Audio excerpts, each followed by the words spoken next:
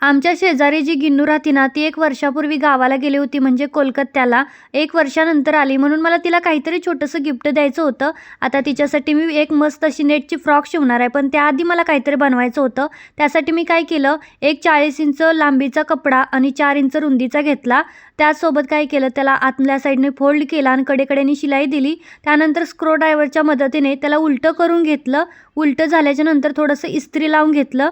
इस्त्री केल्यानंतर दोन्ही साईडला व्यवस्थित गॅप राहील अशा मधून 2 शिलाई दिल्या, जेणेकरून मला मधल्या साईडनं ना इलॅस्टिक आतमध्ये टाकायचं होतं त्यासाठी. आता इथं 40 इंच उंचीचा कपडा होता, त्याच्यामुळे मी इथं 15 इंच उंचीचं किंवा लांबीचं इलॅस्टिक इथं घेतलेलं आहे, बघू शकता. आणि मग त्याला व्यवस्थित आतल्या साईडनी पट्टीमध्ये फोल्ड करून घेतलं आणि असा एक छोटासा हेअर बो सुद्धा बनवून घेतला त्याच्यावरती लावण्यासाठी, म्हणजे लुक छान येईल. आणि बघू शकता घरच्या घरी मी तिच्यासाठी असा हेअर बेल्ट शिवलाय. कसा झाला मला कमेंट करून सांगा. चलो बाय.